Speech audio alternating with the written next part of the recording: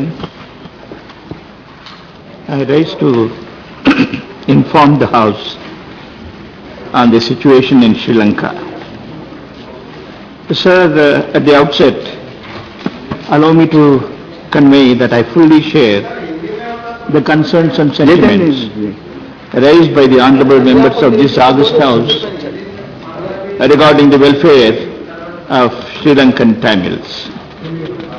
At the end of the long period of armed conflict in Sri Lanka in May 2009, left around 300,000 internally displaced persons living in camps in northern Sri Lanka and general devastation of infrastructure in the infected areas. Since the end of conflict in Sri Lanka, the focus of Government of India has been on the welfare and well-being of the Tamil citizens of Sri Lanka.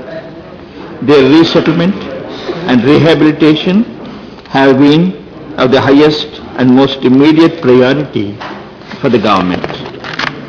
The Prime Minister in June 2009, immediately after the conflict, announced a grant of 500 crores for relief, rehabilitation and resettlement work in Sri Lanka. The Government of India has implemented and continues to implement a wide range of projects covering assistance projects for IDBs in the areas of housing, demining, education, connectivity, livelihood restoration, economic revival, etc. We have been informed by representatives of Sri Lankan Tamils that the tractors, seeds and agricultural implements gifted by the Government of India have greatly benefited the people in the area. India also announced the construction of 50,000 houses, mainly for IDPs in Sri Lanka. During my visit to Sri Lanka in January 2012, I handed over the first lot of completed houses to the beneficiaries at Arialai, Jaffna and Kilinochchi. These houses have been constructed under a pilot project for the construction of 1,000 houses. As of end of February 2012, a total of 365 houses had been completed. Another 370 houses completed up to roof level and 230 houses completed up to lintel level. It may also be kept in mind that construction is taking place in largely inaccessible areas, which in many cases has to be freed of mines and other explosive ordnances and cleared of jungle.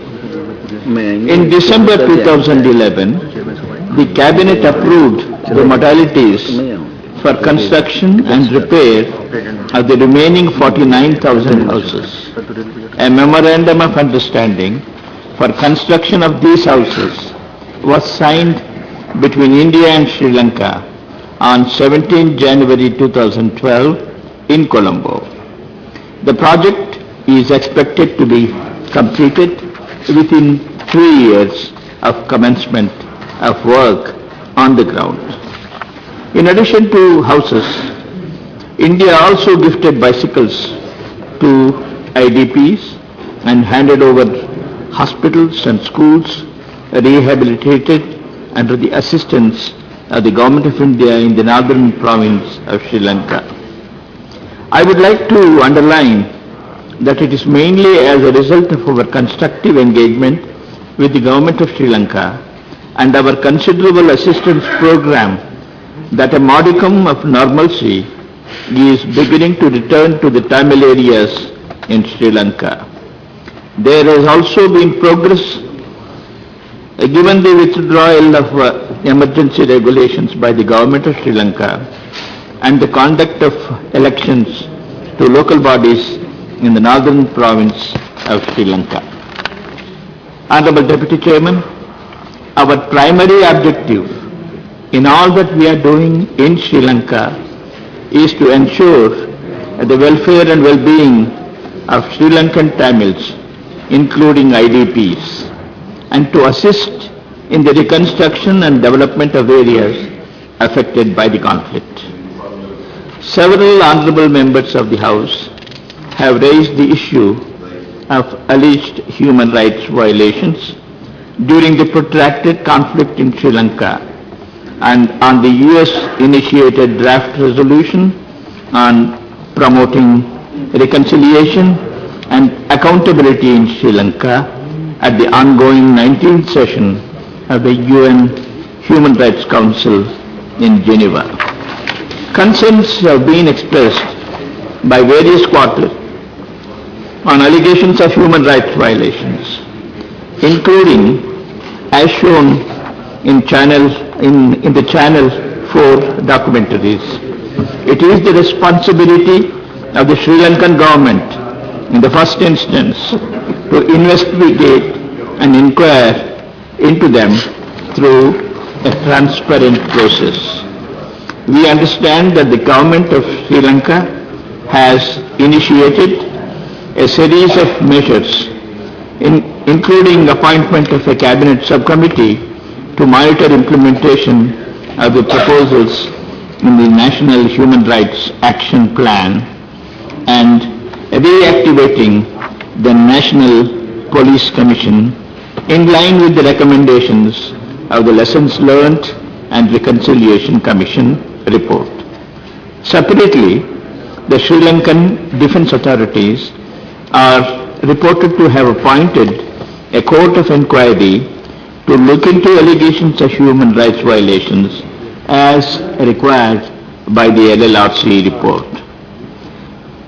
The Government of India has nonetheless emphasized to the Government of Sri Lanka the importance of a genuine process of reconciliation to address the grievances of the Tamil community. In this connection, we have called for implementation of the recommendations in the report of the LLRC that has been tabled before the Sri Lankan Parliament. These include various constructive measures for healing the wounds of the conflict and fostering a process of lasting peace and reconciliation in Sri Lanka. We have been assured by the Government of Sri Lanka, including during my visit to Sri Lanka in January this year, of its commitment towards pursuit of a political process through a broader dialogue with all parties, including the Tamil National Alliance, leading to the full implementation of the 13th Amendment to the Sri Lankan Constitution, so as to achieve meaningful devolution of powers and genuine national reconciliation. We hope that the Government of Sri Lanka, recognizing the critical importance of this issue, acts decisively and with vision in this regard. We will remain engaged with them through this process and in the spirit of partnership encourage them to take forward the dialogue with the elected representatives of the Sri Lankan Tamils. Honorable members may be aware that Sri Lankan authorities had said they would be happy to receive an all-party delegation of members of both houses of Parliament. We are working to undertake such a visit at the earliest. Honorable Deputy Chairman, sir, several members have raised the issue of a draft resolution initiated by USA at the ongoing 19th session of the UN Human Rights Council at Geneva on the issue of reconciliation and accountability in Sri Lanka. I would like to highlight here that on such sensitive issues, we will need to consider the implications of our actions carefully. Any assertions on our part may have implications on our historically friendly relations with a neighboring country. We would also need to examine whether our actions will actually assist in the process of reconciliation in Sri Lanka and enhance the current dialogue between the government of Sri Lanka and the Tamil parties, including the Tamil National Alliance. As far as our position on the resolution is concerned, we are engaged with all parties in an effort to achieve a forward-looking outcome that is based on reconciliation and accountability rather than deepening confrontation and mistrust between the concerned parties.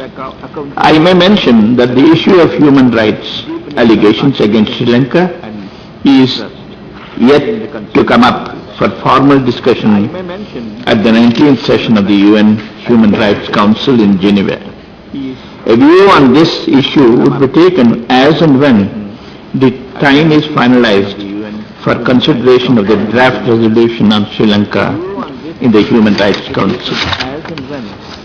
Honorable Deputy Chairman, sir, I therefore would like to inform this August House that our objectives, as always, continue to remain the achievement of a future for the Tamil community in Sri Lanka that is marked by equality, dignity, justice and self-respect. I may assure the House the government will bear in mind the views and sentiments expressed in this House, and once a final view is taken, government will keep the Parliament informed. Thank you. Thank you, sir. Sri D. Rajan.